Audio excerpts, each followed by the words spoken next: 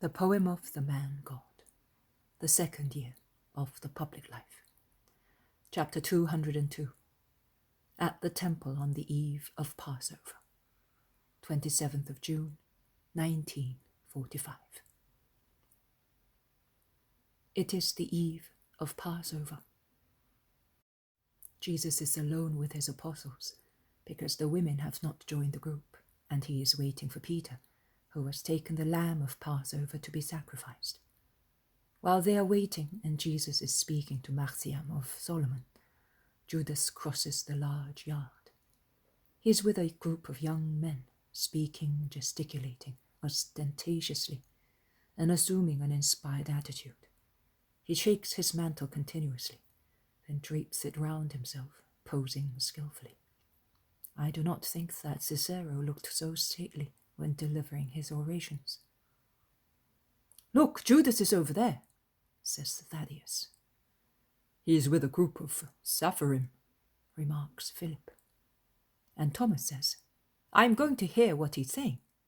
And he runs away before Jesus may express a foreseeable "don't." Oh, Jesus' countenance, a countenance of suffering and of severe judgment. Marciam, who was looking at him while he was speaking kindly and somewhat sadly of the great King of Israel, notices the sudden change, is almost frightened by it, and shakes Jesus' hand to call him back to his senses, exclaiming, "Don't look! Don't look! Look at me, for I love you!" Thomas is successful in reaching Judas without being seen by him, and follows him for a few steps. I do not know what he hears, but I know that he bursts into a sudden thundering exclamation which causes many people to turn round, and in particular Judas, who becomes livid with rage. "How many rabbis there are in Israel? I congratulate you. New light of wisdom. I am not a flintstone. I am a sponge, and I absorb. And when the desire of those starving for wisdom demands it, I squeeze out all my juices of life to give them." Judas is pompous and contemptuous. "You sound like a perfect echo. But an echo can only exist if it is near the voice. Otherwise it fades away, my friend. You seem to be going away from it. He is over there. Are you not coming?" Judas changes colour, with the rancorous, disgusting countenance of his worst moments. But he controls himself. He says, "Goodbye, my friends. Here I am with you. Thomas, my dear friend, let us go to the master at once. I did not know that he was here in the temple. If I had known, I would have looked for him." And he clasps Thomas's shoulders with his arm, as if he were very fond of him. But Thomas, who is placid but not foolish, is not deceived by such protestations, and asks rather astutely, "What? Don't you know that it is Passover? And do you think that the master is not faithful to the law?" "Oh, never on my life. But last year he went about and spoke. I remember this very day. He attracted me by means of his royal authoritativeness. Now he looks to me like one who has lost figure. Don't you think so?" "No, I don't. I think he looks like one who has lost esteem." "Yes, in his mission you are quite right." "No, you have misunderstood. He has lost men's esteem, and you are one of those responsible for that. Shame on you." Thomas no longer smiles. He is grave, and his words lash Judas like a whip. "Watch how you speak," threatens the Iscariot. "Watch how you behave. We are two Jews here, with no witnesses, and that is why I am speaking to you. And I say once again, shame on you.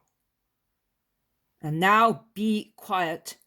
Don't feign tragedy, and don't start lamenting. Otherwise I will speak in front of everybody. There is the master and your companions. Control yourself.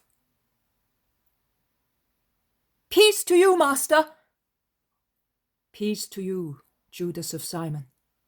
It is a great pleasure for me to find you here. I would like to speak to you. Do so.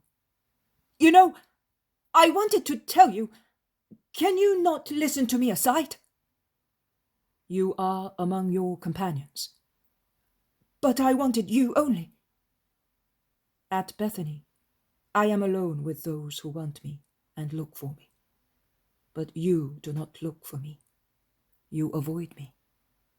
No, master, you cannot say that. Why did you offend Simon and me yesterday? And Joseph of Arimathea? Your companions and my mother, and the other women as well. I did, but I did not see you. You did not want to see us. Why did you not come, as we had arranged, to bless the Lord because of an innocent child who was being accepted by the law? Tell me. You did not even feel the need to inform us that you were not coming. There is my father, shouts Marcian, who sees Peter coming back with his lamb, which has been slaughtered, eviscerated and enveloped once again in its skin. Oh, Micah and the others are with him. I am going. Can I go and meet them and hear of my old father?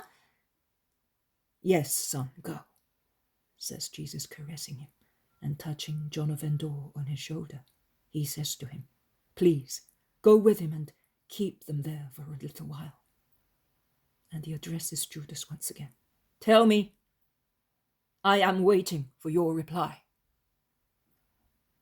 Master, a sudden obligation, an unbreakable one. I was very sorry, But was there not one person in Jerusalem who could bring your justification? Supposing you had one? And even that would have been a fault. I remind you that recently a man did not bury his father to follow me, and that these brothers of mine left their father's house amongst imprecations to follow me, and that Simon and Thomas and Andrew, James, John, Philip and Nathanael with them left their families, and Simon Canaanian left his wealth to give it to me, and Matthew his sins to follow me. And I could go on mentioning 100 more names. There are people who leave their lives, their very lives, to follow me to the kingdom of heaven. But since you are so selfish, at least be polite.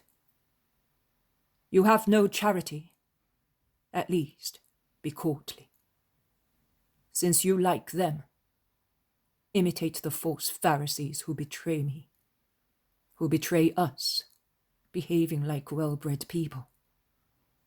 It was your duty to be free to be with us yesterday, so as not to offend Peter, for whom I demand respect from everybody. But if you had at least sent notice. I made a mistake. But now I was coming to you on purpose to tell you that, for the same reason I cannot come tomorrow. You know, I have friends of my father, and that is enough. Go with them. Goodbye. Master, are you angry with me? You told me that you would act as my father. I am a reckless son, but a father forgives. I forgive you, but go away. Do not keep your father's friends waiting, as I do not keep waiting the friends of holy Jonah.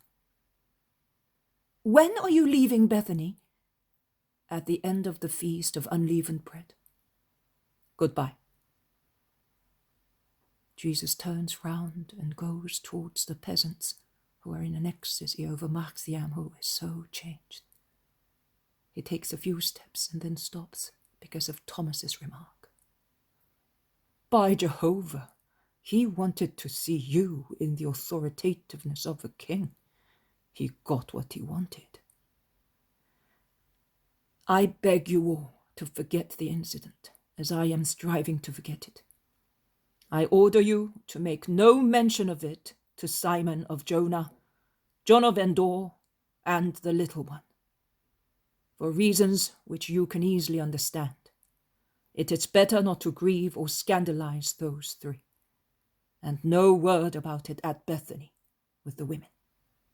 My mother is there. Do not forget it. Do not be concerned, Master.